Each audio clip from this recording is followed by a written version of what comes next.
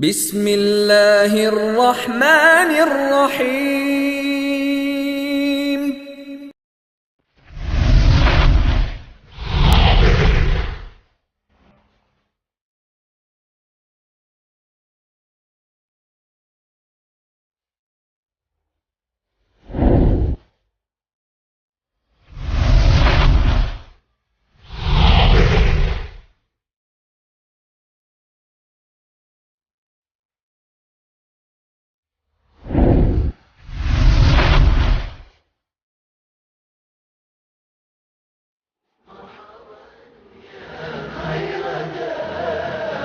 طلع النور المبين۔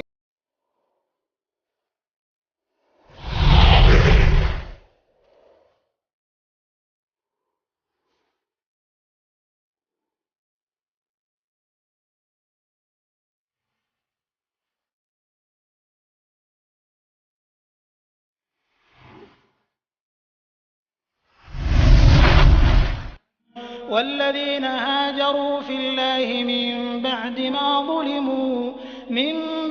ما ظلموا لنبوئنهم في الدنيا حسنة ولأجر الآخرة أكبر لو كانوا يعلمون۔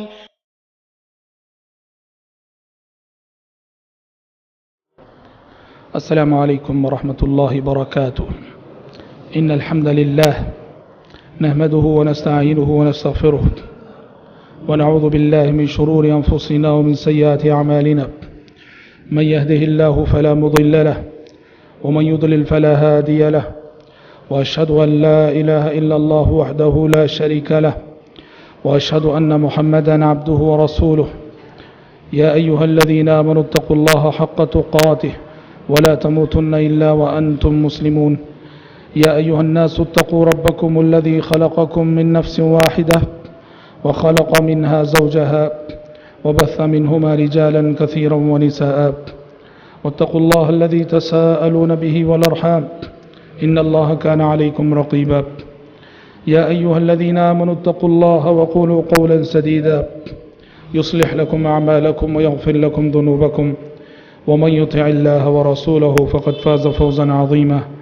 أما بعد، فإن خير الحديث كتاب الله، وخير الهدي هدي محمد صلى الله عليه وسلم، وشر الأمور محدثاتها، وكل محدثة بدعة، وكل بدعة ضلالة، وكل ضلالة في النار۔ دروس سیرت کا یہ مبارک سلسلہ جو پچھلے تقریباً 12 دنوں سے چل رہا ہے، اور آج اس سلسلے کی 12ویں کڑی ہے، جس میں ہم انشاءاللہ تعالی نبی کریم صلی اللہ علیہ وسلم کی مکی زندگی کے آخری مراحل اور آخری ایام کیسے گزرے، اور سفر ہجرت کا آغاز کیسے ہوا، اور اس سفر میں کیا کیا حالات پیش آئے، اس حوالے سے آج گفتگو کریں گے انشاءاللہ تعالی۔ کل کے درس میں یہ بتایا گیا تھا کہ نبی کریم صلی اللہ علیہ وسلم کی زندگی میں مسلسل اور پے در پے آزمائشیں آنے کے بعد اللہ تبارک و تعالیٰ نے آپ صلی اللہ علیہ وسلم کو بہت بڑا امتیاز، بہت بڑا اعزاز اور بہت بڑا انعام عطا کیا اسراء اور معراج کے سفر کی شکل میں۔ اور اسراء و معراج کی رات کیا کیا حالات پیش آئے، اس پر کل تفصیل سے روشنی ڈال دی گئی۔ اسراء و معراج کے بعد کی جو زندگی ہے نبی کریم صلی اللہ علیہ وسلم کی، اسے ہم یوں کہہ سکتے ہیں کہ دراصل وہ ہجرت کی تیاری تھی۔ نبی کریم صلی اللہ علیہ وسلم کا معمول تھا، ہر سال جب حج کا موسم آتا تھا، اور ہم آپ کو بتا دیں حج تو مدینے میں فرض ہوا، لیکن مشرکین مکہ اسلام سے پہلے بھی حج کرتے تھے، اور نبی کریم صلی اللہ علیہ وسلم پر حج فرض ہونے سے پہلے بھی خانہ کعبہ کا حج ہو رہا تھا۔ مشرکین چاروں طرف سے سارا عرب بیت اللہ کا حج کرنے کے لیے آیا کرتا تھا، تو نبی کریم صلی اللہ علیہ وسلم نے دعوت و تبلیغ کے لیے موسم حج کو بہت غنیمت جانا۔ موسم حج میں عرب کے مختلف علاقوں سے جو لوگ آیا کرتے تھے، جو قبیلے آیا کرتے تھے، ان سے مل تھے، اسلام کا پیغام ان کے سامنے رکھتے، توحید کی دعوت انہیں دیتے، شرک کی حقیقت انہیں سمجھاتے. تو ہوا یہ کہ سن 10 نبوت یعنی آپ کے نبی بنائے جانے کے 10ویں سال موسم حج میں آپ کی ملاقات مدینے والوں سے ہو گئی. مدینے کے 6 انصاری صحابہ جو خزرج کے تھے ان سے آپ کی ملاقات ہوئی. نبی کریم صلی اللہ علیہ وسلم نے ان کے سامنے اسلام کا پیغام رکھا. انہیں یہ دعوت بہت اچھی لگی. وہ 6 افراد مسلمان ہو گئے اور مدینہ گئے. تو مدینہ جا کر وہ اپنے طور پر اسلام کی تبلیغ کرنے لگے. نتیجے میں سن 11 نبوت جب دوسرے سال موسم حج آیا تو سن 11 نبوت میں مدینے کے 12 افراد خزرج کے اور اس میں سے کچھ اوس کے بھی، 2 قبیلے تھے مدینے میں، یہ خزرج اور ایک اوس. تو سن 11 نبوت میں خزرج اور اوس کے تقریباً 12 افراد انہوں نے نبی کریم صلی اللہ علیہ وسلم سے ملاقات کی، اسلام لائے. مینا کے قریب ایک جگہ تھی جس کا نام تھا عقبہ نامی مقام پر ان 12 افراد نے باقاعدہ آپ صلی اللہ علیہ وسلم کے ہاتھ پہ بیعت کی. بیعت کرنے کے بعد وہ مسلمان ہو گئے اور اس طرح حج سے وہ مسلمان ہو کر لوٹے. جب وہ حج کر کے مدینہ لوٹے تو نبی کریم صلی اللہ علیہ وسلم نے ان کے ساتھ ان کی تربیت کے لیے، چونکہ ابھی مسلمان ہوئے ہیں اور جو نو مسلم ہوتے ہیں، ریورٹس ہوتے ہیں، ان کی تربیت بہت ضروری ہوتی ہے. پیارے نبی صلی اللہ علیہ وسلم نے ان کی تربیت کے لیے ان کے ساتھ صحابی رسول مصعب بن عمیر رضی اللہ عنہ کو روانہ کیا. اب پیارے نبی کے مدینہ جانے سے پہلے ہی مدینے میں اسلام کی کرنیں پہنچ چکی ہیں. مدینے کے گھر گھر میں اسلام کے چرچے ہونے لگے. مصعب بن عمیر مدینے میں دعوت و تبلیغ کا کام کرنے لگے. نتیجہ یہ ہوا کہ سن 13 نبوت میں پھر جب حج آیا، سن 13 نبوت میں موسم حج میں مدینے کے تقریباً 75 لوگوں نے، جس میں عورتیں بھی شامل تھیں، 75 لوگ، 70 پر 5 افراد نے رات کی تاریکیوں میں مینا کے پاس اسی عقبہ نامی مقام پر چھپ کر نبی کریم صلی اللہ علیہ وسلم سے بیعت کی، اسلام لائے. پہلے سال 6 لوگ، دوسرے سال 12 لوگ اور سن 13 نبوت میں 70 پر 5 لوگ مدینے کے آپ صلی اللہ علیہ وسلم کے ہاتھ پر بیعت کر کے مشرف و اسلام ہوئے. اور پیارے نبی نے ان سے بیعت لی. کن باتوں پر آپ نے بیعت لی؟ کہا کہ جب میں تمہارے پاس آؤں گا سمع و طاعت، میری فرما برداری کرو گے، میری نافرمانی نہیں کرو گے. سارے مدینے والوں نے بیعت کی اس بات پر. آپ نے اس بات پہ بیعت لی کہ جب میں تمہارے پاس آؤں گا اور تمہیں دین کے لیے، اسلام کے لیے خرچ کرنے کا حکم دوں گا، بیعت کرو کہ تم خرچ کرو گے. سبوں نے بیعت کی کہ ہم آپ جب بھی حکم دیں گے خرچ کریں گے. آپ نے بیعت لی کہ وعدہ کرو، بیعت کرو کہ جب میں تمہیں امر بالمعروف اور نہی عن المنکر کا جب ماحول بنے، حالات، بھلائی کا حکم دینا، برائیوں سے روکنا، امر بالمعروف اور نہی عن المنکر کی بیعت کرو. سارے صحابہ نے بیعت کی. اس طرح حضرات پیارے نبی کے مدینہ جانے سے پہلے ہی الحمدللہ مدینے کے گھر گھر میں اسلام پہنچ چکا تھا. مدینے کے بہت سارے رؤسا، بہت سارے اشراف مسلمان ہو چکے. یہاں ایک چیز میں آپ کو بتا دینا چاہتا ہوں. یہ جو آپ سے سب نے بیعت لی، صحابہ نے جو آپ کے ہاتھ پہ بیعت کی، لوگ اسی بیعت سے دلیل لیتے ہوئے یہ جو سلسلے کی بیعت ہوتی ہے جسے تصوف کہا جاتا ہے، تصوف کی بیعت، صوفیزم کی بیعت، لوگ اس کے لیے دلیل لیتے ہیں. یاد رہے کہ یہ بیعت جو کسی پیر کے ہاتھ پہ ہوتی ہے، کسی شیخ کے ہاتھ پہ ہوتی ہے، یہ بیعت اور ہے، اور یہ بیعت اور ہے جو آپ صلی اللہ علیہ وسلم لیا کرتے تھے. آپ صلی اللہ علیہ وسلم جو بیعت لیتے تھے صحابہ سے اسلام قبول کرتے ہوئے، یہ بیعت حاکم وقت ہونے کی حیثیت سے، امیر المومنین ہونے کی حیثیت سے، بیعت خلیفہ کا حق ہے، بیعت بادشاہ وقت کا حق ہے، بیعت حکمران وقت کا حق ہے. جو بھی مسلمانوں کا خلیفہ بادشاہ حکمران ہوتا ہے اس کا حق ہے کہ اس پہ بیعت کی جائے، اور چنانچہ آپ دیکھتے ہیں بادشاہوں کے ہاتھ پہ آج بھی بیعت ہوتی ہے۔ یہی وجہ ہے کہ آپ دیکھیں گے مکے میں پیارے نبی صلی اللہ علیہ وسلم بیعت نہیں لیتے تھے۔ مکے میں جو لوگ اسلام لاتے تھے، مکے میں اسلام لانے والوں سے پیارے نبی بیعت نہیں لیتے تھے، بلکہ پیارے نبی صلی اللہ علیہ وسلم نے بیعت مدینے میں شروع کی۔ مدینے میں جو بھی اسلام لاتا اس سے بیعت لیتے، مکے میں نہیں لے۔ کیوں؟ مکے میں آپ نے بیعت کیوں نہیں لی اور مدینے میں بیعت کیوں لے رہے ہیں؟ اس لیے کہ مکے میں آپ کے پاس حکومت نہیں تھی، اقتدار نہیں تھا، اختیار نہیں تھا، آپ کی حیثیت حاکم وقت کی نہیں تھی، اس لیے آپ نے وہاں بیعت نہیں لی۔ ہاں، مدینہ پہنچنے کے بعد آپ کو حکومت ملی، اقتدار ملا، اختیار ملا، آپ امیر المومنین بنے، وہاں آپ صلی اللہ علیہ وسلم اس حیثیت سے بیعت لیا کرتے تھے۔ یہ جو بیعت آپ پوچھیں گے یہ تو مکے ہی میں ہوئی تھی، بیعت العقبہ جو سن 11 نبوت کی بیعت، 12 نبوت کی بیعت، 13 نبوت کی بیعت، یہ تو مکے ہی میں ہوئی تھی۔ یہ سچ ہے کہ یہ بیعت مکے میں ہوئی تھی، مگر حکماً یہ بھی مدینے کی بیعت ہے، اس لیے کہ یہاں بیعت جو لی جا رہی تھی مدینے کے لیے لی جا رہی تھی، مدینے کی اسلامی ریاست کے لیے لی جا رہی تھی، مدینے کی اسلامی حکومت کے لیے لی جا رہی تھی۔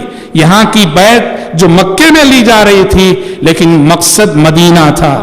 تو لہٰذا آج جو سلسلے والے، صوفیزم والے، پیری مریدی والے کہتے ہیں میرے فلاں شیخ کے ہاتھ پہ بیعت کر لو، فلاں پیر کے ہاتھ پہ بیعت کر لو، یہ بیعت بدعت ہے، یہ بیعت بدعت ہے، کیونکہ اس بیعت سے بہت سارے غلط تصورات جڑے ہیں۔ آپ جس شیخ کے ہاتھ پہ بیعت کریں گے اس شیخ کا ایک سلسلہ ہوگا، وہ شیخ اگر رفاعی ہوگا آپ بیعت کرنے کے ساتھ بھی آپ بھی رفاعی بن گئے، اگر اس شیخ کا سلسلہ جیلانی ہوگا تو بیعت کرنے کے ساتھ ہی آپ بھی جیلانی بن گئے، اگر اس شیخ کا سلسلہ نقشبندی ہوگا آپ بھی بیعت کرنے کے ساتھ نقشبندی ہو گئے۔ اور پھر ہر سلسلے کی دعائیں الگ، ہر سلسلے کے اذکار الگ، بدعت اور خرافات کا ایک لامتناہی سلسلہ۔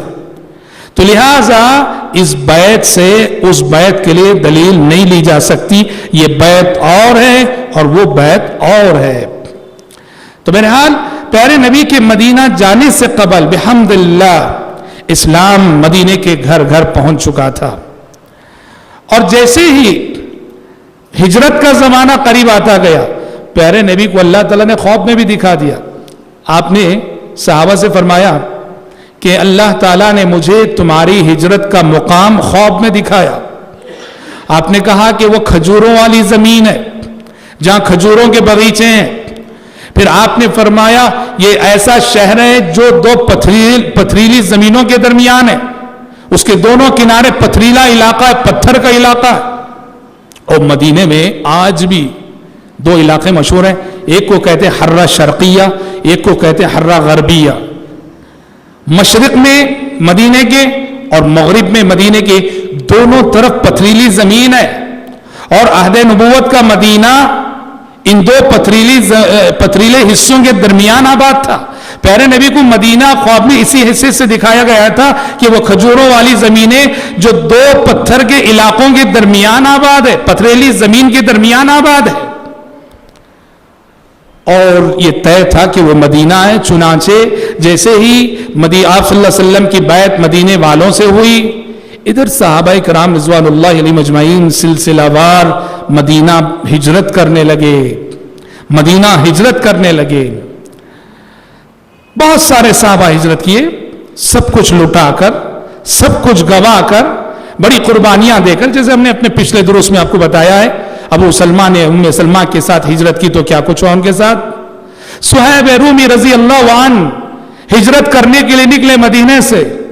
مکہ جب آئے تھے صہیب بہت غریب تھے، بہت نادار تھے، بہت کنگال تھے، مکے میں انہوں نے بہت کچھ محنت کر کے کمایا تھا۔ جب ہجرت کر کے جانے لگے مکے کے کافروں نے راستہ روک دیا، کہا کہ صہیب مکہ چھوڑ کر ہجرت کر رہے ہو، مدینہ جا رہے ہو، مدینہ جا سکتے ہو، شرط یہ ہے یہ دولت، یہ مال، یہ پیسہ جو تم نے مکے میں کمایا ہے مکے میں چھوڑ کے جانا پڑے گا، ورنہ ہم تمہیں ہجرت کا پرمیشن نہیں دیں گے۔ صہیب رومی رضی اللہ عنہ نے سب کچھ لٹا کر، سب کچھ لٹا کر، سب کچھ قربان کر کے، سب کچھ گوا کر خالی ہاتھ मदीना पहुंचे, खाली हाथ मदीना पहुंचे।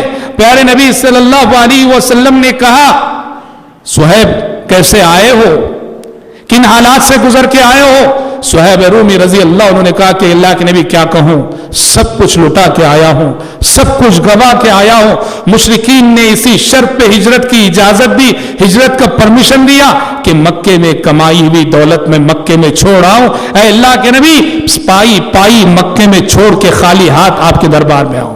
पहले नबी ने कहा, 3 मरतबे जुमला दोहराया, कहा रबिहा सुहैब, रबिहा सुहैब, रबिहा सुहैब। सुहैब की तिजारत कामयाब हो गई, सुहैब की तिजारत कामयाब हो गई, सुहैब की तिजारत कामयाब हो गई। देखो ये कैसी तिजारत है, ये तो गवा के गए हैं, ये तो लुटा के गए हैं, ये तो खो के गए हैं, ये तो खाली हाथ गए हैं। और प्यारे नबी इस खाली हाथ जाने को, इस गवाने को, इस लुटाने को और इस खोने को नफा बख्श तिजारत करार दे रहे।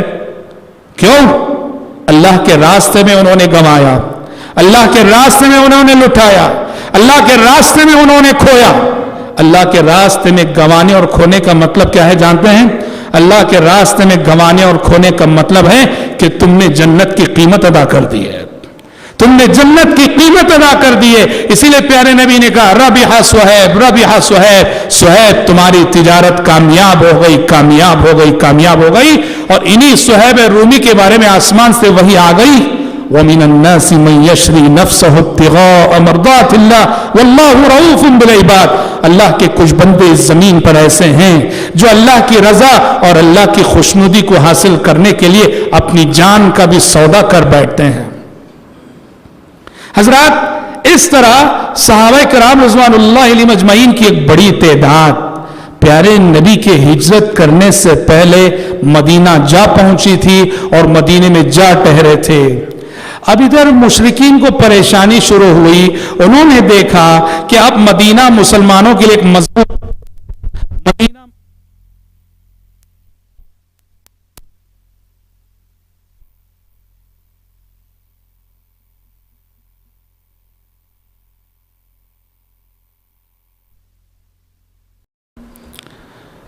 तो इस तरह मुशरिकीन मक्का ने जब देखा कि मुसलमान मदीने में पनाह ले रहे हैं तो उन्हें यह अंदेशा लाहिक हुआ कि मुसलमान मदीने में मजबूत हो जाएंगे और उन्हें यह फिक्र दामनगीर हुई कि अगर नबी करीम सल्लल्लाहु अलैहि वसल्लम मक्के से निकलकर मदीना चले जाएंगे तो फिर आपके काफिले को रोकना हमारे बस में नहीं रहेगा।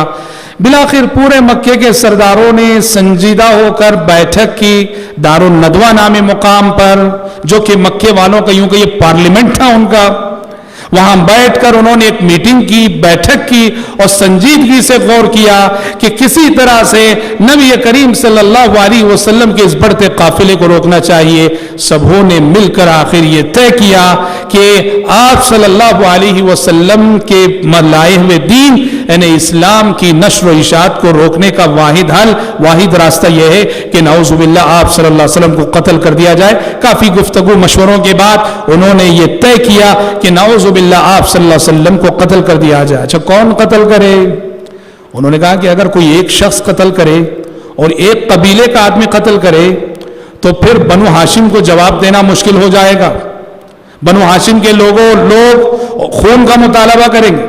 इसलिए यह प्लानिंग की गई कि ऐसा करते हैं, सारे कबीले मक्के में जितने काफिर कबीले हैं, हर कबीले का एक एक सरदार, सारे कबीलों के सरदार एक साथ वार करें। इस तरह के मोहम्मद का खून सारे कबीलों में बट जाए और बनु हाशिम किसी एक कबीले को इल्जाम ना दे सके। जब कातिल कई कबीले के लोग होंगे तो वो कई कबीलों का मुकाबला बनु हाशिम के लोग नहीं कर सकेंगे। चुनांचे नाउजुबिल्लाह सुम्मा नाउजुबिल्लाह इस बुरे इरादे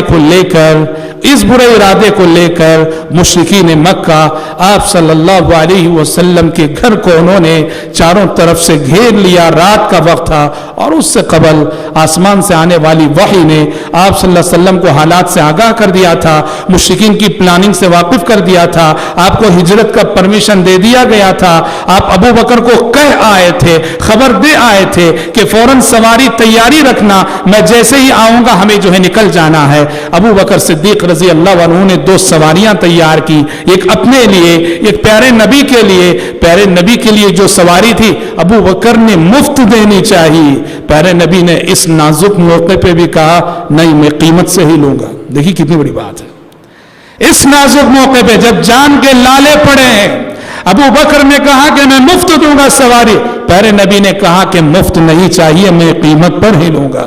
اللہ اکبر۔ بہرحال پیارے نبی اپنے گھر میں آرام کر رہے، چاروں طرف سے آپ کے مکان کو گھیر لیا گیا، بہت مشہور واقعہ ہے، چاروں طرف سے آپ کو گھیر لیا گیا۔ پیارے نبی نے اپنے بستر پہ علی بن ابی طالب رضی اللہ عنہ کو سلایا، اور علی بن ابی طالب کو سلا کر ایک ایسے وقت میں جبکہ تلواریں بے نیام تھیں، مشرکین آپ کے خون کے پیاسے تھے، چاروں طرف سے گھیر لیا گیا تھا، اللہ اکبر، دنیا میں توکل سے بڑی کوئی اور طاقت نہیں، ایمان سے بڑی کوئی اور طاقت نہیں، اللہ تبارک و تعالیٰ کی مدد سے بڑی کوئی اور طاقت نہیں۔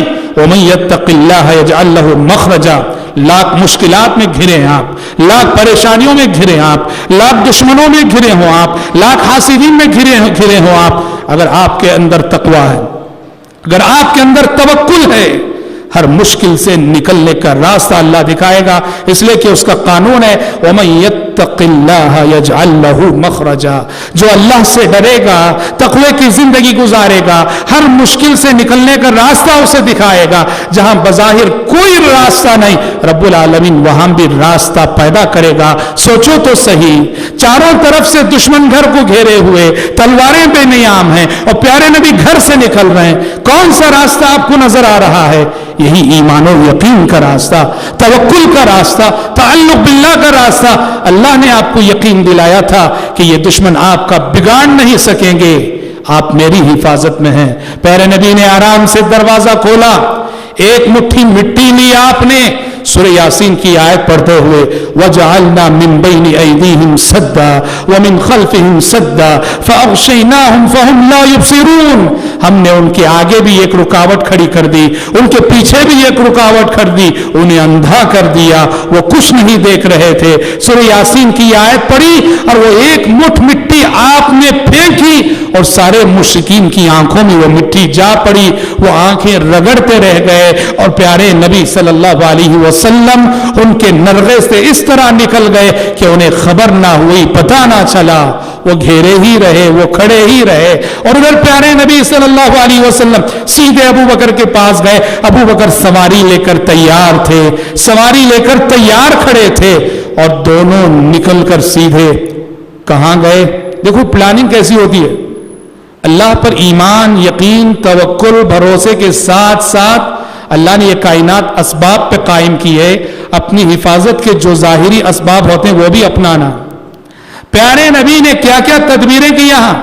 پیارے نبی کی پلاننگ یہ تھی، اب ظاہر بات ہے کہ صبح جب وہ دیکھیں گے گھر کے اندر نہیں ہے، سب لوگ تلاش کریں گے، سب لوگ تلاش کریں گے، اس لیے پیارے نبی نے یہ ڈیسائیڈ کیا کہ فوراً چلنا نہیں، فوراً بس کہیں جا کے چھپ جانا ہے۔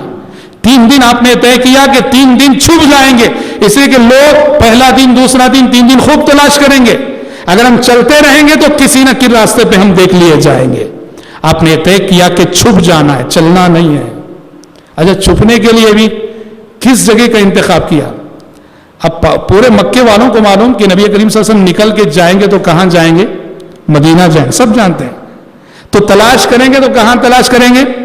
ہاں، مدینے کی سمت جانے والے راستوں میں تلاش کریں گے، اور مدینہ جو ہے مکے سے شمال میں پڑتا ہے، اور پیارے نبی جس غار ثور میں جا کر چھپے تھے وہ بالکل مدینے کے راستے کے اپوزٹ سائڈ ہے، جنوب میں پڑتا ہے۔ دیکھیے کیا پلاننگ ہے، پہلی تو ہے کہ چلنا نہیں ہے، چھپ جانا ہے 3 دن کے لیے، اور دوسرا یہ ہے تلاش ہوگی مدینہ جانے والے راستوں میں، اس لیے ہمیں اس سمت ہی نہیں جانا ہے، اپوزٹ سمت۔ جو غار ثور ہے وہ مکے سے یمن کی سمت ہے جو جنوب میں آتا ہے۔ تو آپ اپنے تحفظ، اپنی حفاظت کے جتنے اسباب اپنا سکتے ہیں وہ تو کرنا چاہیے۔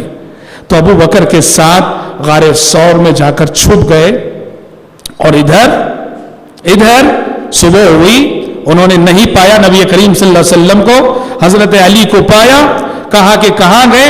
हजरत अली ने कहा कि मुझे कुछ खबर नहीं। फौरन दौड़े दौड़े अबू बकर के घर आए, पूछा कि कहां गए? अबू बकर के घर वालों ने भी कहा कि हमें खबर नहीं, वो कहीं निकल गए। अब मक्के में ये हुआ कि बहुत बड़े प्राइज का, बहुत बड़े इनाम का ऐलान हो गया। सारे मक्के में ऐलान हो गया, जो कोई अबू बकर और मोहम्मद को जिंदा या मुर्दा हाजिर करे, बहुत बड़ा प्राइज दिया जाएगा, बहुत बड़ा इनाम दिया जाएगा। बड़े इनाम का ऐलान हो गया और लोग इस इनाम की लालच में, इस इनाम को पाने की जुस्तजू में हर किसी की ये कोशिश थी कि किसी तरह से मैं इनको तलाश करने में कामयाब हो जाऊं। और उधर नबी करीम सल्लल्लाहु अलैहि वसल्लम गारे सौर में जा छुपे थे अबू बकर के साथ। छोटा सा गार था, छोटा सा गार, अल्लाह अकबर। उस गार में जहां दोनों बैठे हुए थे एक सुराख था। अबू बकर सिद्दीक रजी अल्लाह अन्हु ने उस सुराख को अपने अंगूठे से बंद कर रखा था। उस सुराख के अंदर पता नहीं कोई बिच्छू था, क्या था, उसने डंक मार दिया अबू बकर सिद्दीक रजी अल्लाह अन्हु। अंगूठा जख्मी हो गया। प्यारे नबी से अर्ज किया, प्यारे नबी ने अपना लुआब मुबारक निकाल के लगाया, ऐसे दुरुस्त हो गया जैसे कुछ हुआ ही ना हो। सल्लल्लाहु वसल्लम अलैहि गारे सौर में बैठे और यहां दाद देनी पड़ती है अबू बकर सिद्दीक रजी अल्लाह अन्हु के घराने की। उन्होंने जो प्लानिंग की, अल्लाह अकबर, गारे सौर में छुपे हैं, खाना कहां से खाएंगे, पानी कौन पिलाएगा, पूरा किरदार अबू बकर सिद्दीक के घर वालों ने अदा किया। अबू बकर सिद्दीक के बेटे अब्दुल्ला, वो क्या करते थे, रात की तारीकी में घर से तोशा बांध कर पानी ले जाकर रात की तारीकी में गारे सौर में देकर आ जाते थे रातों रात। अच्छा, अरब के लोग, अरब कौम बहुत होशियार कौम, बहुत होशियार कौम, आज भी और माजी में भी रास्ते में कदम के निशानात देख के पहचान लेते थे। ऊंट के निशानात देखकर पहचान लेते किस कबीले के ऊंट यहां से गए हैं। ऊंट का गोबर देख के बोल देते कि यहां से जो ऊंट गए वो किस कबीले के हैं। कदम के निशानात का भी उन्हें पता चल सकता था। इसलिए अबू बकर सिद्दीक के गुलाम थे आमिर बिन फुहैरा, वो क्या रोल अदा करते थे, जब भी अब्दुल्ला बिन अबी बकर गारे सौर को जाकर आते, उनके पीछे पीछे आमिर बिन फुहैरा बकरियां ले जाते, ताकि अब्दुल्ला बिन अबू बकर के कदम के निशानात मिट जाएं बकरियों के निशानात से, और यूं लगे कि कोई बकरियों का चरवाहा गुजरा है। और हजरत अस्मा जो अबू बकर की बेटी थी, अस्मा रजी अल्लाह अन्हा तोशा बांध के देती थी। इसी दौरान जब तोशा बांधने के लिए एक मर्तबे कुछ नहीं मिला तो अस्मा ने अपनी ओढ़नी फाड़ दी थी, अपनी ओढ़नी फाड़ कर तोशा बांधा था। यहीं से उनको टाइटल मिला जातुन निताक़ैन का, हजरत अस्मा रजी अल्लाह अन्हा को। बहरहाल 3 दिन तलाश जारी है और 3 दिन तक गारे सौर में छुपे हैं, यहां तक के तलाश करते करते एक काफिर के कदम वहां तक पहुंच गए। देखो अल्लाह अकबर, दुनिया में ईमान की आजमाइश सबसे बड़ी होती है, ईमान का इम्तिहान सबसे बड़ा होता है। एक काफिर तलाश करते करते गारे सौर के करीब पहुंच गया, इतना करीब पहुंच गया कि उसके कदमों की आहट को अबू बकर और नबी करीम सल्लल्लाहु अलैहि वसल्लम सुनने लगे। और सीरत की बाज रिवायतों के मुताबिक गारे सौर के दहाने पे जा खड़ा हुआ और जाके वो इधर उधर देख रहा है और उसे अपने कदमों के नीचे देखने की तौफीक ना हुई। अहले इल्म लिखते हैं कि वो ऐसे मुकाम पे खड़ा था वो काफिर कि अगर अपने कदमों की जानिब देख लेता उसे जो है गारे सौर में नबी करीम सल्लल्लाहु अलैहि वसल्लम और अबू बकर नजर आ जाते, पर रब्बुल आलमीन ने उसकी आंखों को अंधा कर दिया था। जब काफिरों के कदम गारे सौर तक पहुंच गए, यहां अबू बकर का सब्र जवाब दे गया। अबू बकर तड़प उठे और उन्हें खौफ लाइक हुआ कि कहीं हम पकड़ न लिए जाएं। अबू बकर ने कहा, इज़हुमा फिल इल्ला तंसुरु फक़द नसरहुल्लाहु इज़ अख़रजहु अल्लज़ीना कफ़रू सानी इज़नैन इज़हुमा फिल गार इज़ यक़ूलु लिसाहिबिही ला तहज़न इन्नल्लाह मअना। अबू बकर तड़पते हुए कहने लगे, अल्लाह के नबी, वो देखिए वो आ चुके, वो पहुंच चुके, अब हम पकड़ लिए जाएंगे। प्यारे नबी ने कहा, अबू बकर गम ना करो। प्यारे नबी ने कहा, गम ना करो। अबू बकर ने कहा, हम सिर्फ 2 हैं अल्लाह के नबी, پیارے نبی نے کہا ہم دو نہیں ہم تین ہیں ابو بکر، لا تحزن ان اللہ معنا، غم نہ کرنا اللہ ہمارے ساتھ ہے۔ اللہ اکبر، کافر وہاں تک پہنچا اور بنا دیکھے ناکام لوٹ گیا۔ اور یہاں سبحان اللہ پیارے نبی کی جو پلاننگ تھی ہجرت کے سلسلے میں، کتنی کامیاب پلاننگ تھی۔ دیکھیے آپ نے یہ طے کیا 3 دن بعد غار ثور سے نکلنا، ٹھیک، نکل کے مدینہ جانا ہے، لیکن مدینہ نئے راستوں سے جانا ہے، چالو راستوں سے نہیں۔ عام طور پر لوگ مکہ سے مدینہ جن راستوں سے، ان راستوں سے نہیں جانا ہے۔ یہ طے کیا کہ نئے راستوں سے جانا ہے۔ نئے راستوں سے جانے کے لیے کوئی رہنما چاہیے، کوئی رہبر چاہیے۔ عرب میں کچھ لوگ تھے جو راستوں کی بڑی معرفت رکھتے تھے، کون سا راستہ کہاں جا کے نکلتا ہے۔ اس موقع سے پیارے نبی اور ابو بکر صدیق رضی اللہ عنہ نے غار ثور سے نکل کر مدینہ جانے کے لیے ایک راہبر کا انتخاب کیا، اور اس سے یہ بات طے پائی، وہ جانے سے غار ثور میں جانے سے پہلے پورا طے ہو گیا تھا۔ کہا کہ 3 دن عبداللہ بن اریقط اس کا نام تھا، عبداللہ بن اریقط اس کا نام تھا جو راہبر تھا۔ اس سے یہ سودا طے ہوا تھا کہ 3 دن بعد غار ثور میں آنا، ہم وہاں رہیں گے اور ہمیں لے کر نئے راستوں سے مدینہ پہنچانا۔ اور حضرات تعجب کی بات، انتہائی تعجب کی بات، اور تعجب کیوں نہ ہو، ایسی رازداری کے موقع پر جہاں جان کے لالے پڑے تھے، آپ صلی اللہ علیہ وسلم ایک ایسے شخص کو رازدار بنا رہے ہیں جو کہ کافر ہے۔ عبداللہ بن اریقط کافر تھا، وہ مشرک تھا، وہ کافر تھا، وہ مشرک تھا، وہ اللہ اکبر۔ یہاں ایک تو پیارے نبی کی مردم شناسی کی داد دیجیے، آپ انسانوں لوگوں کو کیسے پہچانتے تھے، آپ نے عبداللہ بن اریقط کو کیسے پہچانا؟ یہ شخص کافر ہے صحیح، مگر انسانیت نواز ہے، یہ کبھی دھوکہ نہیں کرے گا ہمارے ساتھ۔ کیسے پہچانا؟ اور ایسے نازک موقع پہ آپ نے اس پر بھروسہ کیا، اور داد دیجیے عبداللہ بن اریقط کی انسانیت نوازی کی۔ اسے معلوم تھا کہ محمد صلی اللہ علیہ وسلم غار ثور میں چھپے ہیں، اسے معلوم تھا کہ ابو بکر غار ثور میں چھپے ہیں، اور وہ چاہتا مکے والوں کو بتا کر کہ غار ثور میں چھپے ہیں، وہ جو انعام کا اعلان ہوا تھا وہ انعام حاصل کر سکتا تھا۔ لیکن داد دیجیے اس کی انسانیت نوازی کی۔ اس نے مکے والوں کے اس عظیم انعام کے مقابلے میں پیارے نبی اور ابو بکر کی حقیر سی اجرت کو ترجیح دی۔ اللہ اکبر، معمولی سی اجرت، ظاہر بات ہے جو انعام، جس انعام کا اناؤنس ہوا تھا، اعلان ہوا تھا، اس کے مقابلے میں ابو بکر صدیق رضی اللہ عنہ پیارے نبی کی اجرت کو حیثیت نہیں رکھتی تھی۔ لیکن اللہ اکبر، کہنا یہ ہے پیارے نبی نے کتنا انصاف کیا، سبوں کے ساتھ انصاف کیا۔ سب ایک جیسے نہیں ہوتے، جو بھروسے کے قابل ہے اس پہ بھروسہ کرو، جس پہ اعتماد کرنا چاہیے اس پہ اعتماد کیا جائے۔ انسانیت نوازی کی، انسانیت کی عزت کی، اس سے بڑی دلیل اور کیا ہو سکتی ہے کہ ایسے نازک موقع پہ پیارے نبی صلی اللہ علیہ وسلم نے ایک غیر مسلم پہ اعتبار کیا، اور اس نے آپ کے ساتھ دھوکہ نہیں کیا، اور آگے چل کر وہ مسلمان بھی ہوا، آگے چل کر عبداللہ بن اریقط مسلمان بھی ہوا۔ لیکن جس وقت اس نے یہ کارنامہ انجام دیا، اس وقت وہ کافر تھا، کہ کافر اور مشرک کی حیثیت سے اس نے نبی کریم صلی اللہ علیہ وسلم اور ابو بکر صدیق رضی اللہ عنہ کی رہنمائی کی، اور نئے راستوں سے جو انہیں مدینہ لے گیا۔ حضرات آپ صلی اللہ علیہ وسلم 3 دن ابو بکر صدیق رضی اللہ عنہ کے ساتھ غار ثور میں رہنے کے بعد آپ عبداللہ بن اریقط کی رہنمائی میں مدینہ نکلے۔ اب ادھر تلاش جاری ہے، تلاش جاری ہے، سارے مکہ تلاش کر رہے کہ کہاں ملیں گے یہ۔ سراقہ بن مالک مکے کا ایک کافر سردار، اس وقت کفار بیٹھے ہوئے تھے ایک مجلس میں، ایک شخص نے آ کے کہا کہ میں ابھی ایک ساحلی علاقے سے گزر کے آیا، میں نے 2-3 انسانوں کو جاتے ہوئے دیکھا ہے، ہو نہ ہو یہ محمد اور ابو بکر ہی ہوں گے۔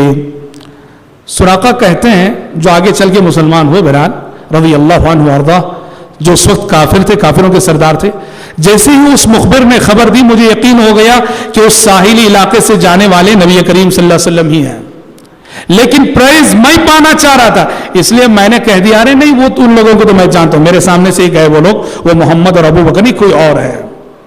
جیسے ہی مجلس ختم ہوئی سراقہ کہتے ہیں میں نے اپنے تیر لے لیے، اپنا ترکش لے لیا، اپنی سواری لے لی کہ کسی طرح پیچھا کریں گے ان کا، پکڑیں گے ان کو تاکہ اس انعام کے حقدار میں بن جاؤں۔ سراقہ کہتے ہیں کہ میں ساحلی علاقے پہ، سمندری علاقے پہ چلتا گیا یہاں تک کہ دور سے مجھے انسانی شبیہ نظر آنے لگی، یعنی واقعاتاً ابو بکر صدیق رضی اللہ عنہ پیارے نبی جا رہے ہیں۔ سراقہ کہتے ہیں کہ جب میں ذرا قریب پہنچا اچانک یہ ہوا کہ میری سواری کے دونوں قدم زمین کے اندر دھس گئے، میری سواری کے دونوں قدم زمین کے اندر دھس گئے۔ میں نے بڑی مشکل سے اس کے قدم نکالے اور جیسے ہی وہ قدم نکلے کافی غبار اڑنے لگی۔ کہتے ہیں عرب کے لوگ بات بات پہ جو ہے نا وہ قسمت دیکھتے تھے، بات بات پہ۔ اسلام نے آ کر اس چیز کو ختم کیا۔ قسمت دیکھنے کے مختلف انداز تھے، 2 تیر انہوں نے رکھے ہوئے تھے، ان تیروں سے انہوں نے قسمت معلوم کرنی چاہیے، مجھے آگے بڑھنا چاہیے یا نہیں بڑھنا چاہیے۔ تیر نکالا، وہ تیر نکلا جو کہہ رہا تھا کہ آگے مت بڑھو۔ سراقہ کہتے ہیں لالچ تھی انعام کی، میں نے وہ بات نہیں مانی، پھر آگے بڑھا، تھوڑی دور گیا، پھر سے میری سواری کے قدم زمین کے اندر دھس گئے۔ بڑی مشکل سے میں نے وہ قدم نکالے، اس کے پیر نکالے اور پھر میں نے قسمت آزمائی، تیر نکالا، وہ تیر نکلا جو کہہ رہا تھا کہ آگے مت بڑھو۔ کہتے ہیں لالچ تھی، میں نے وہ بات نہیں مانی، پھر آگے بڑھا، تیسری مرتبہ بھی پھر اس کے قدم، سواری کے قدم، کہتے ہیں جب 3 مرتبے سواری کے قدم زمین کے اندر دھس گئے، وہ کہتے ہیں مجھے اس وقت یقین ہو گیا کہ اب محمد صلی اللہ علیہ وسلم غالب آ کر رہیں گے، آپ کے بڑھتے قافلے کو کوئی روک نہیں سکتا۔ کہتے ہیں میں اتنا قریب پہنچا کہ پیارے نبی چلتے چلتے جو قرآن پڑھ رہے تھے، تلاوت قرآن کی آواز آ رہی تھی، میں نے آواز دی، آواز دے کے رکایا ابو بکر صدیق رضی اللہ عنہ نبی کریم صلی اللہ علیہ وسلم کو، اور جا کے میں نے معذرت کی جو پیچھا کیا، اور میں نے کہا کہ اے اللہ کے نبی مجھے امن نامہ لکھ کے دے دے۔ انہیں یقین ہو گیا کہ اب آپ غالب آ کر رہیں گے، آپ کا دین غالب آ کر رہے گا۔ کہا کہ آپ مجھے امان نامہ لکھ کے دے دیجئے، امان نامہ۔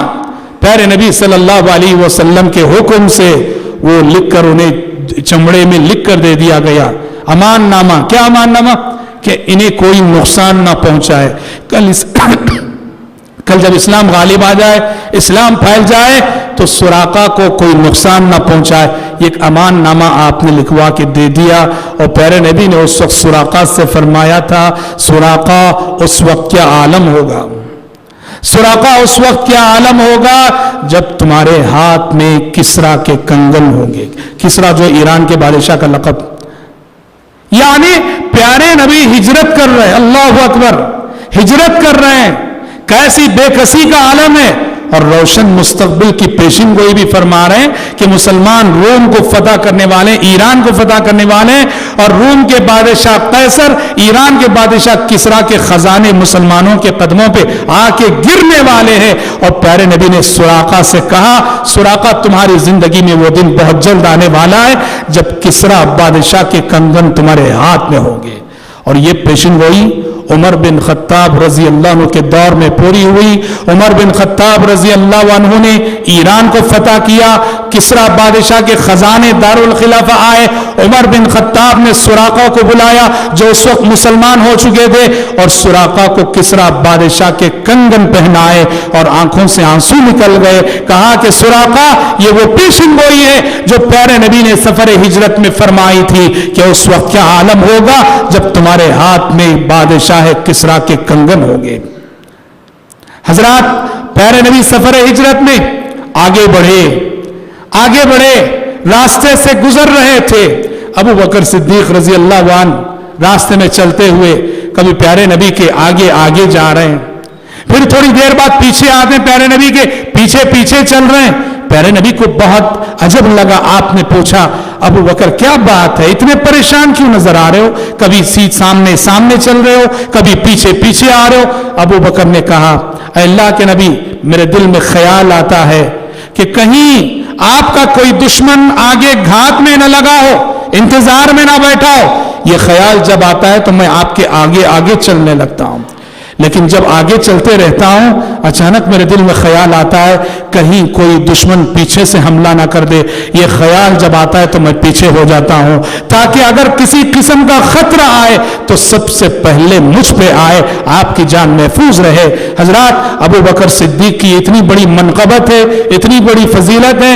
سفر ہجرت میں پیارے نبی کا ساتھ نبھانا, سفر ہجرت میں پیارے نبی کی رفاقت جو انہوں نے نبھائی, جو خطرات سے بھرا ہوا سفر تھا, اور جس جان نثاری کا ثبوت دیا اسی نے ابو بکر صدیق رضی اللہ عنہ کو اس مقام پہ فائز کیا تھا کہ پیارے نبی نے وفات سے پہلے کہا تھا, وفات سے پہلے فرمایا تھا کہ دنیا میں جس انسان نے میرے ساتھ احسان کیا سب کے احسانات کا بدلہ میں دنیا میں چکا ہوں. ایک ابو بکر ہے کہ جس کے احسانات کا بدلہ میں پوری طرح دنیا میں نہیں چکا سکا ہوں, رضی اللہ عنہ وارضاہ. راستے میں یہ ہوا, مدینے کی سمت بڑے چلے جا رہے ہیں, راستے میں کچھ مشرکین جو بزنس کے لیے گئے ہوئے تھے اور انہیں مکے کے حالات کی خبر نہیں کہ مکے میں ان کی تلاش جاری ہے, راستے میں کچھ مشرکین کا گزر ہوا ابو بکر صدیق رضی اللہ عنہ سے. انہوں نے ابو بکر کو پہچان لیا, پیارے نبی کو پہچانا نہیں. سفر میں مسلسل غبار آلود ہونے کی وجہ سے وہ ابو بکر کو پہچان گئے مشرکین, پیارے نبی کو نہیں پہچانا. ابو بکر سے پوچھا کہ تمہارے ساتھ کون ہے یہ؟ ابو بکر نے توریے سے کام لیتے ہوئے کہا رجل یہدینی, ایک شخص جو مجھے راستہ دکھانے والے ہیں. کیا کہا ابو بکر نے؟ رجل یہدینی, میرے ساتھ ایک ایسی شخصیت ہے جو مجھے راستہ دکھاتی ہے. سننے والے مشرک یہ سمجھتے کہ سامنے آگے راستہ کیسے جانا ہے وہ راستہ دکھانے والا رہبر, جبکہ ابو بکر کی مراد وہ شخصیت جو مجھے جنت کا راستہ دکھانے والی. اسی کو توریہ کہتے ہیں کہ آپ جھوٹ بھی نہ کہیں اور مقصد بھی آپ کا پورا ہو جائے. آپ ایک نیت لے کر بولیں اور سامنے والا جو ہے سامنے والے کو کنفیوز کریں. آپ یہ حدیثوں میں ان فی المعارض لمندوحۃ عن الکذب, جھوٹ سے بچنا ہو تو توریہ اس کا بہت بڑا ذریعہ ہے. تو بات بھی سچی تھی کہ اللہ کے نبی جنت کا راستہ دکھانے والے آدمی تھے, اور سننے والا یہ سمجھتا کہ سامنے والا جو آگے کا جو راستہ ہے وہ راستہ دکھانے والا رہبر ہے. حضرات, پیارے نبی صلی اللہ علیہ وسلم اس طرح مکے سے نکلے تھے بڑی بے بسی کے عالم میں. بہت دکھی تھے آپ, بہت غمزدہ تھے آپ. جب آپ مکے سے نکلے تھے بہت دور جانے کے بعد آپ نے مکے کی سمت رخ کر کے کہا تھا, شہر مکہ سے مخاطب ہو کے کہا تھا, اے شہر مکہ, اللہ جانتا ہے کہ تو روئے زمین کا سب سے پیارا شہر ہے, تو روئے زمین کا سب سے محبوب ترین شہر ہے میرے نزدیک. اگر میری قوم نے مجھے نہ نکالا ہوتا تو میں کبھی تجھے چھوڑ کے کہیں نہ جاتا, میں تجھے چھوڑ کے کہیں نہ جاتا. اس وقت سفر ہجرت میں یہ آیت نازل ہوئی, ان الذی فرض علیک القرآن لرادک الی معاد. اے پیغمبر, جس ذات نے آپ پہ قرآن مجید اتارا اس ذات کا وعدہ ہے کہ وہ ذات آپ کو ایک نہ ایک دن اسی شہر مکہ میں فاتحانہ شان سے لوٹانے والی ہے. اور یہ وعدہ سن 8 ہجری میں فتح مکہ کی شکل میں پورا ہوا, جیسا کہ ہم انشاءاللہ تعالی مدنی زندگی میں دیکھتے ہیں. آج اسی پر اپنی گفتگو کو ختم کرتے ہیں. یہاں مکی زندگی کا خاتمہ ہوتا ہے. کل کے ہمارے درس میں مدنی زندگی کا آغاز, آپ کیسے قبا پہنچے, مدینے میں آپ کا کیسا استقبال ہوا, اور مدینہ پہنچنے کے بعد 3 بڑے کام آپ نے فوراً کیے, 3 عظیم کام آپ نے مدینہ پہنچ کر فوراً کیے. وہ 3 عظیم کام کیا تھے, وہ ساری باتیں انشاءاللہ ہم اپنے کل کے درس میں روشنی ڈالیں گے. دعا ہے رب العالمین سے اللہ تعالی ہم سب کو, آپ سب کو سیرت رسول کے سانچے میں ہماری اپنی عملی زندگی کو ڈھالنے کی توفیق عطا فرمائے. آمین. وآخر دعوانا ان الحمد للہ رب العالمین.